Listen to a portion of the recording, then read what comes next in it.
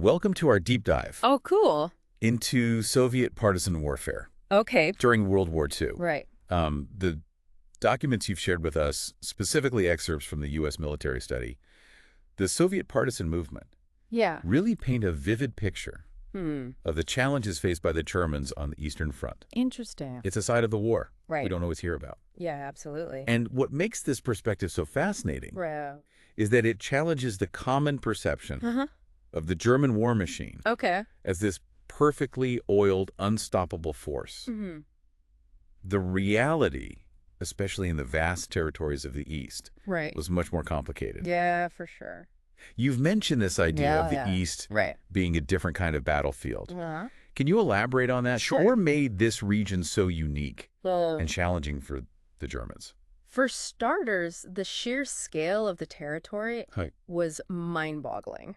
The study highlights that just one German army group's rear area, the region they were supposed to control behind the front lines, Right. was the size of Texas. Wow. Yeah, That's hard to even comprehend. it is. And I imagine the terrain itself Yeah. wasn't exactly conducive to a blitzkrieg, was it? Not at all. Okay. We're talking about dense forests, the infamous Pripyat marshes, Right. a vast network of swamps and waterways. Mm-hmm. The road and rail networks were limited Yeah. and often incompatible with standard German equipment. Okay. Compare that to the highly developed infrastructure of Germany itself, Right. and you start to see the logistical nightmare the Germans faced. So they had all this Yeah. equipment Right. that wasn't even usable. It just wasn't ideal for that environment at all. Really? Yeah. It sounds like a recipe for frustration, Oh, yeah. to say the least. To say the And then you factor in the human element, Yep. the diverse population of this region. The Germans were dealing with Great Russians, Uh-huh. Ukrainians, Balts, Right. each group with its own history, Mhm. culture, and relationship with Russia. And that's a key difference. This wasn't just about military tactics. Right. It was about navigating a complex social and political landscape. It really was. It seems like the Germans, Yeah. at least initially, Uh-huh. underestimated the complexity of this situation. Yeah, they did. The study suggests they went in expecting a quick military victory It seems that way. without fully grasping the political implications Hmm. of occupying such a vast and diverse territory. That's a key point. So they thought they would just win Okay. and then everything would be fine. They thought it would be a cakewalk. Their initial strategy seemed to be win the war first, Mm-hmm. worry about the politics later. Right. But as history has shown time and again, Time and again. you can't separate the two. Nope, they're intertwined. And their occupation policies, Right. from what I've read, were incredibly harsh. They were. Was this a deliberate strategy? Yeah. Or simply a byproduct of the chaotic situation?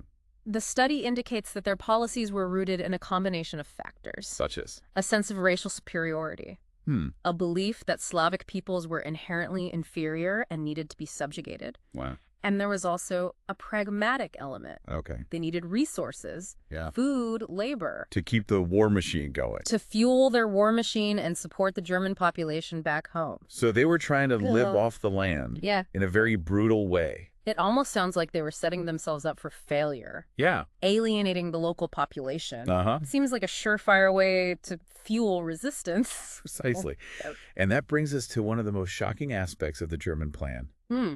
The deliberate starvation of large portions of the population. What?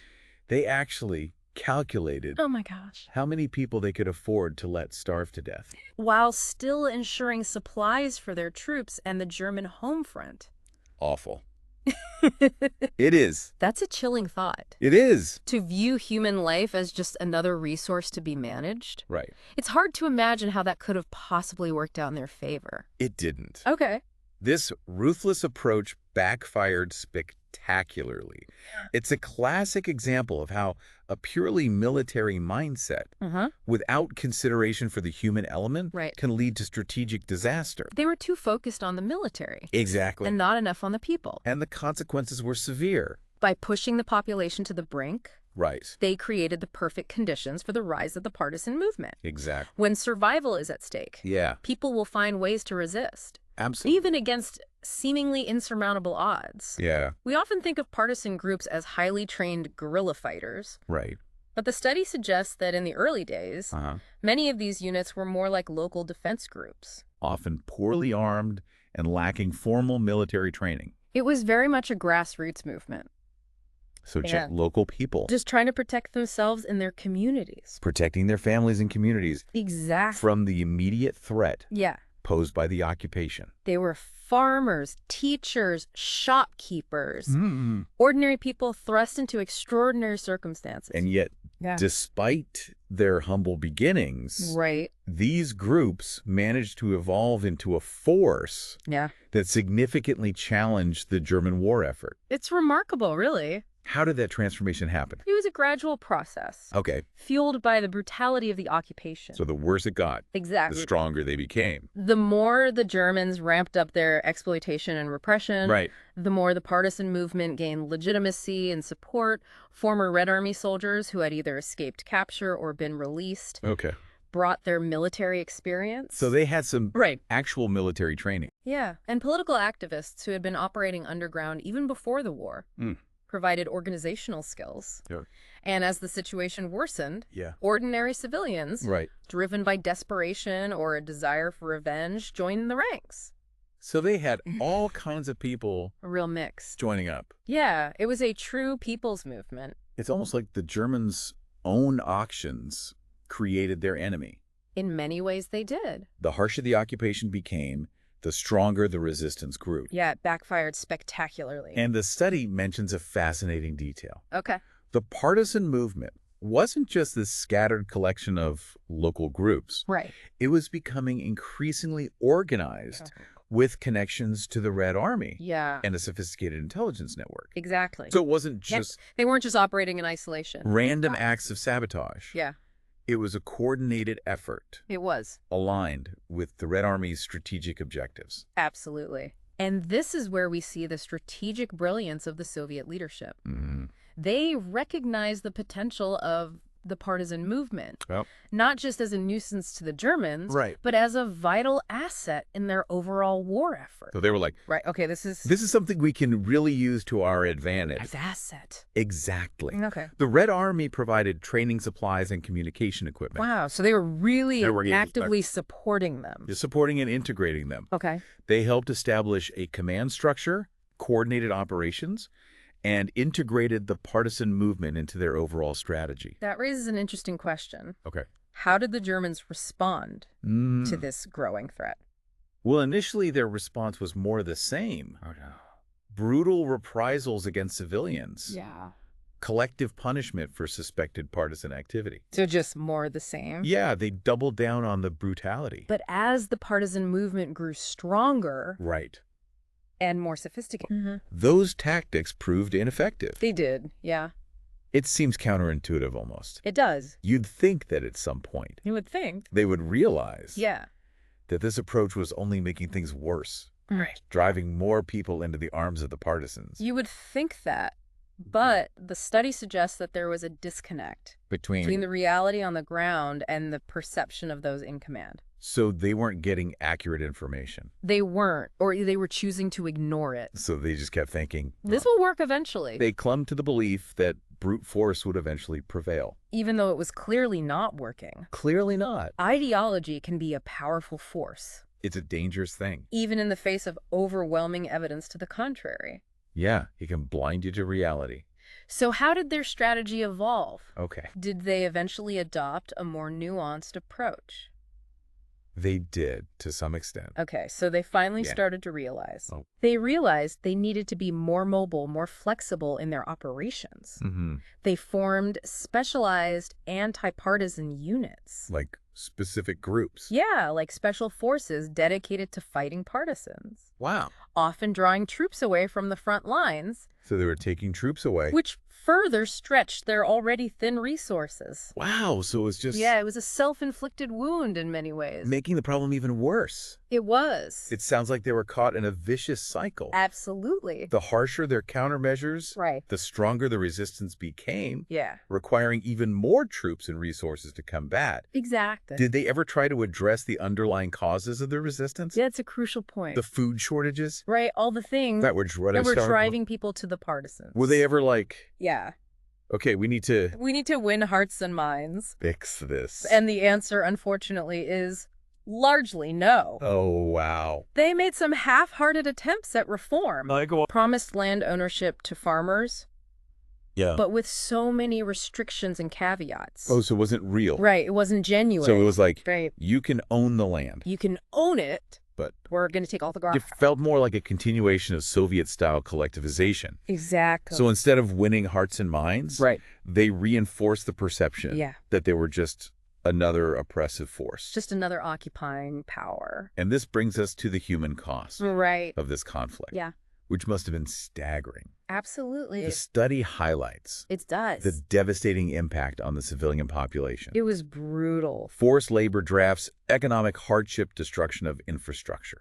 Entire villages wiped out in reprisals. Wow. It's a grim reminder that war is never just about soldiers in battle. It's about people. Yeah. It's easy to get caught up in the military strategies. Yeah, the big picture. The grand narratives of victory and defeat. But ultimately, it's the human stories, the individual experiences of those caught in the crossfire that truly reveal the cost of conflict. And in the case of the Eastern Front, those stories are often overlooked or overshadowed by the larger narrative of the clash between Nazi Germany and the Soviet Union. But these stories are so important. Yeah. But the partisan war, this struggle for survival and resistance behind the lines, is a crucial part of understanding the full scope. The full scope of the conflict. The human cost.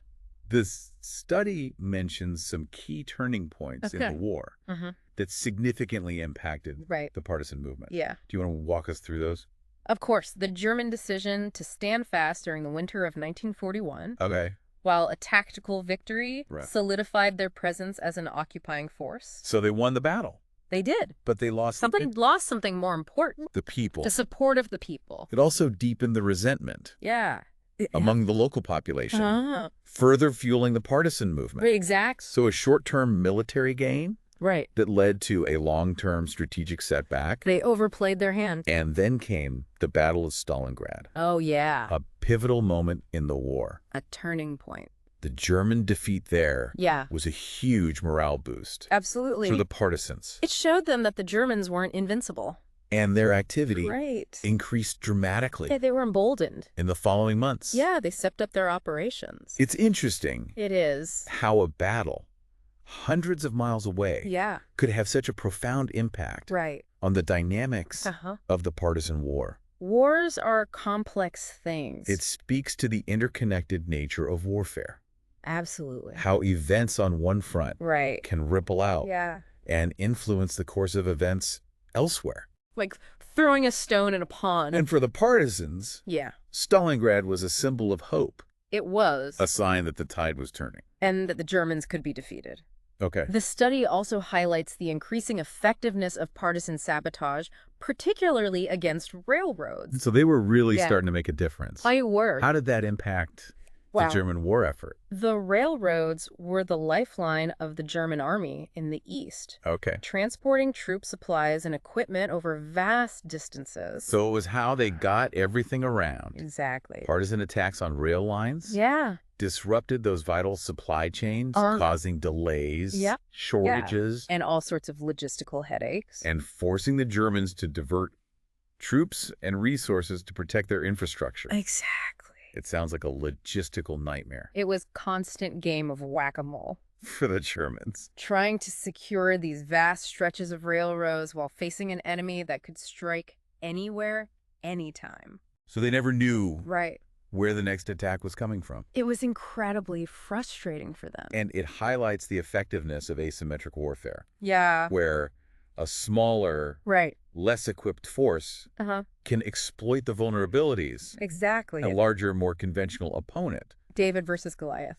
We've talked about the military and logistical aspects of the partisan war. Yeah. But one element that really stands out in the study is the ideological dimension of the conflict. Yeah. It wasn't just a military struggle. It wasn't just about... It was about ideas. Territory. About competing visions of the future. Or resources. Yeah. It was about the kind of world they wanted to create. The Germans came in with this ideology. With this... racial superiority. Twisted ideology. Viewing the Slavic people as inferior. Subhuman. Destined to be ruled by the master race. Yeah, a very dangerous set of beliefs. Their propaganda initially focused on liberating the population from Bolshevism. Right, the great liberator. But as the reality of the occupation became clear, that message lost its appeal. It did. So their actions spoke louder than words. Spoke louder than their words? Yeah, their brutality undermined their propaganda. And on the Soviet side, the propaganda emphasized the defense of the motherland, the protection of Russian culture, and identity against a brutal invader. A classic us versus them narrative. So it was like they were trying to tap into deep-seated emotions. Tap into people's patriotism. Like it's fascinating how both sides tried to win over the hearts and minds of the population. It's a classic element of warfare. Using propaganda. Yeah, propaganda and psychological warfare. To shape perceptions and ultimately influence the course of the war. Exactly. And in many ways, the battle for hearts and minds was just as important as the battles fought on the front lines. Maybe even more so in this case. Because ultimately, it was the support of the local population that sustained the partisan movement. They provided food, shelter, intelligence. And contributed to the Soviet victory. Exactly. The study also delves into the internal dynamics of the partisan movement, revealing that it wasn't always a united front. Not always. There were tensions, rivalries, and power struggles within the ranks. It wasn't a monolithic movement. So there was conflict within the movement. Yeah, there was friction. It's important to remember that the partisan movement was incredibly diverse. Yeah, very diverse. Encompassing a wide range of political views. From communists to nationalists. Personal motivations. Yeah, some were driven by ideology. And background. Others by revenge. There were communists, nationalists, former czarist officers. Even some criminals looking for a second chance. Criminal. Yeah, it was a real mixed bag. All united by their opposition to the Germans. The common enemy. But often divided. By their own ideologies and ambitions. And ambition. It was a fragile alliance. It sounds like a recipe for conflict. It was. Especially in the chaotic and dangerous environment of occupied territory. The study highlights instances of infighting. Yeah, power struggles between different partisan groups. So sometimes they were fighting each other as much as the Germans. Fighting each other. Yeah. And even accusations of betrayal and collaboration with the enemy. It was a very complex situation. A war. A war within a war. Within a war. Exactly. And amidst this complex and often treacherous landscape, a key figure emerges. Someone who plays a pivotal role in unifying and directing the partisan movement. Who are we talking about? A man named Ponomarenko. Who becomes the head of the central staff of the partisan movement in 1942. Yeah, he was a key figure. Now, this central staff wasn't some grand headquarters. No. It was more of a coordinating body. More of a network. Responsible for communication, logistics, and strategic planning. So they were trying to bring some order to the chaos. But under Ponomarenko's leadership, it played a crucial role. He was a strong leader. In bringing greater cohesion and effectiveness to the partisan movement. He helped to unify the different factions. So he was like the mastermind. You could say that. Behind this increasingly organized and impactful resistance. Yeah, he was the right man at the right time. He understood the need for structure. He did. For discipline. For aligning the partisan efforts with the Red Army's strategic goals. So they were all on the same page? And perhaps most importantly, he was able to navigate the complex political landscape of the partisan movement, forging alliances, bringing people together, resolving disputes, smoothing over ruffled feathers, and ultimately uniting these diverse groups under a common banner. He was a skilled politician as well as a military leader. It's remarkable to think about. It is. The challenges these individuals faced, operating behind enemy lines, with limited resources, coordinating with forces hundreds of miles away Yeah. It was a logistical nightmare. Constantly adapting to a changing situation. They had to be incredibly resourceful. It must have taken incredible courage, resilience, and ingenuity. Absolutely. And we can't forget the immense sacrifices made by the civilian population. By the civilian population. Yeah, they endured incredible hardship. They endured hardship, terror. Right. And often faced impossible choices. Yeah. Oh, heartbreaking choices. Collaborate with the enemy. And risk being branded as traitors. And risk being shot. Or resist and face brutal reprisals. Their contributions to the war effort. Right. Both in supporting the partisans and in resisting the German occupation. Right. Were essential to the Soviet victory. Absolutely essential. This deep dive has really shed light. It has. On a fascinating and often overlooked aspect of World War II. It's a part of the war that we don't always hear about. It's a story of incredible resilience. Yeah, the human spirit is amazing. Of human drama and of the complexities of warfare. Right. Both on the battlefield and behind the lines. Exactly. It really challenges our understanding of the war. Yeah. Moving beyond the traditional focus on large-scale battles and famous generals. It's about the people on the ground. It forces us to consider the human element. Absolutely. The impact of ideology. The power of resistance movements. It's a reminder that history is often made not just on battlefields, but in the hearts and minds of ordinary people caught in extraordinary circumstances. Yeah. And the partisan war in the East is a prime example of that. One question that keeps coming to mind. Okay. Just how significant was the partisan contribution to the ultimate Soviet victory? That's a good question. It's a complex question. It is. And the study doesn't offer any easy answers. Right. It's difficult to quantify their impact precisely. So was it like a major factor or was it just like more than just a minor annoyance? Minor thing. The evidence suggests that the partisans played a vital role in disrupting German logistics, gathering intelligence, and tying down significant German forces. So they were They were a thorn in the side of the Germans.